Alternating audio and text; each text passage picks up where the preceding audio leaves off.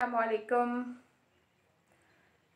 आज हम डिस्कस करेंगे नी जॉइंट को और उसके अंदर आप लोगों को क्या क्या मसला हो सकता है। जैसे कि आजकल नी जॉइंट की इंजरीज़ या नी जॉइंट की पेन, जिसको आप घुटने का दर्द कहते हैं, वो बहुत आम है, बहुत कॉमन है।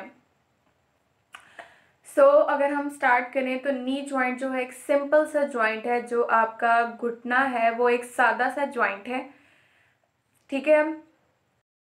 इसके काम बहुत बड़े हैं। ये आप लोगों की पूरी बॉडी का जो वेट है वो अपने ऊपर सपोर्ट करता है। एक सपोर्टिंग जॉइंट है ये।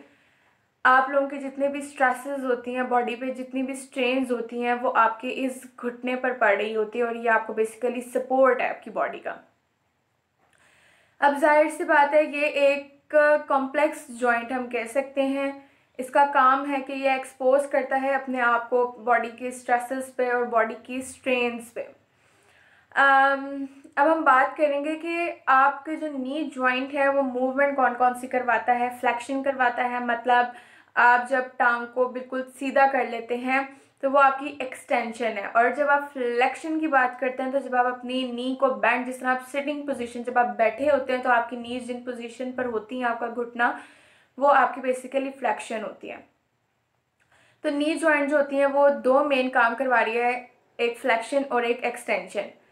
नी जॉइंट ना सिर्फ हिंज जॉइंट है बल्कि ये प्लेन जॉइंट भी है, जो ये रोटेशनल मूवमेंट भी करवाता है। अब हम बात करेंगे कि ये जो नी जॉइंट है इसके ऊपर लॉकिंग और अनलॉकिंग का मैकेनिज्म क्या होता है। जब आप नी को फ्लेक्स करते हैं तो आपकी जो नी है वो अनलॉक्ड हो जाती है, और जब आप अपनी नी को एक्सटेंड करते हैं, मतलब बिल्कुल स्ट्रेट कर लेते हैं, तो आपकी जो नी है वो लॉक्ड हो जाती है। Different disease and different disorders हैं जो आपकी इस नी जॉइंट पर हो सकती हैं, क्योंकि ये आपकी बॉडी का वेट जो है वो सपोर्ट कर रहा होता है। इस वजह से इसकी जो इंजरीज़ और इसकी जो कह लें कि इसमें दर्द वगैरह जो है वो बहुत इजीली हो सकता है। सबसे पहले हम बात करेंगे एक डिज़ीज़ की जिसको हम जीनो वैल्गम कहते हैं। कि आपके जो नॉर्मली जो आपका एंकल है, जिसको आप पाँव कहते हैं, ये जो पाँव है ये बाहर की तरफ मूव कर जाता है बहुत ज़्यादा। जब ये बाहर की तरफ मूव करता है तो आपके जो घुटने हैं वो एक दूसरे के साथ जुड़ जाते हैं और आपके जो पाँव हैं वो अपार्ट हो जाते हैं, मीन्स सेपरेट हो जाते हैं, अपने साथ लगते नहीं हैं, ठीक है। अब इनको ट्रीट कैसे कर सकते हैं आप इस जीनो वैल्गम को ट्रीट करने के लिए आपका जो कोई फिज़िकल थेरेपिस्ट होती है वो आपको ऐसी एक्सरसाइजेस बताता है कि आपकी जो नी जॉइंट है वो अलाइनमेंट उसकी ठीक हो सके। और इसके अलावा वो जो आपका थेरेपिस्ट होता है वो आपको एक्सरसाइजेस के साथ साथ कुछ ऐसी काम की तरफ लेकर जाता है जिससे आपकी जो हिप है या आपकी जो नी के मसल्स हैं या जो वीकेंड मसल्स हैं वो स्ट्रेंथ उसमें आ सके, वो अपनी जो पावर है वो दोबारा से इजीली लेकर आ सके, ठीक है। तो ये थी हमारे पास जीनो वैल्गम। अब हम बात करते हैं दूसरी डिजीज़ की जिसको हम जीनो वैरम कहते हैं। अब जीनो वैरम ये होता है कि आपके जो पाँव होते हैं वो बहुत ज़्यादा अंदर की तरफ मुड़ जाते हैं। आपने बहुत सारे बच्चों को ऐसे देखा होगा जिसमें जो उनके पाँव होते हैं वो अंदर की तरफ बहुत ज़्यादा होते हैं और उनकी जो नीज़ होती हैं, उनके जो घुटने होते हैं वो साथ जुड़ नहीं रहे होते हैं, जिनको हम बोज लेग भी कहते हैं। अब ये एक डिज़ीज़ है। अब क्यों हो रहा है कि उस पर आप ओवरबर्डनाइज हो रहे हो, आपका वेट बहुत ज़्यादा है, ठीक है, तो आप उस पर बहुत ज़्यादा फोर्सेस लगा रहे हैं, इस वजह से होता है। तो अब इसको ट्रीटमेंट आपको मैं एंड पे बताऊंगी। अब हम जस्ट एक लास्ट अपनी डिजीज़ को डिस्कस करेंगे जिसको हम पटेलर टेंडनाइटिस भी कहते हैं, जिसको हम जंपिंग नी भी कहते हैं।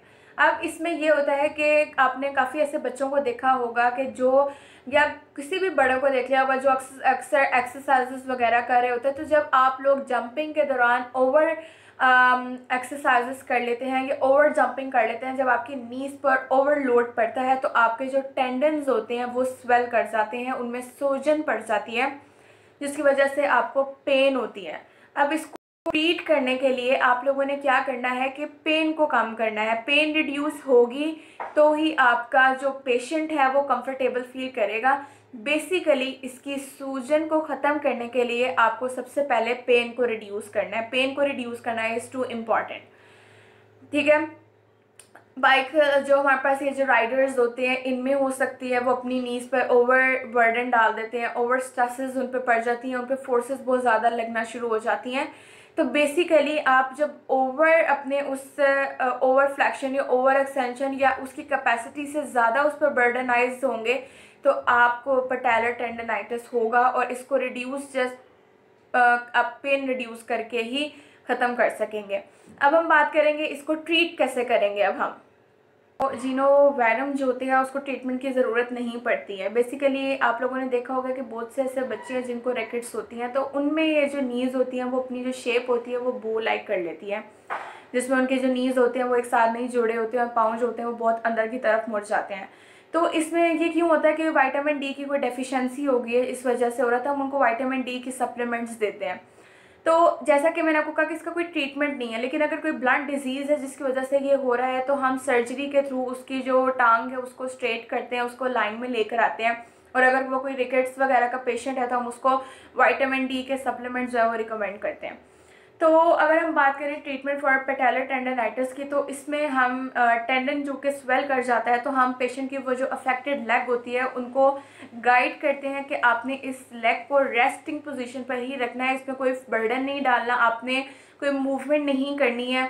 आइस प्लेस कर सकते हैं, उसको कोल्ड थेरेपी दे सकते हैं ताकि उसकी पेन रिड्यूस हो।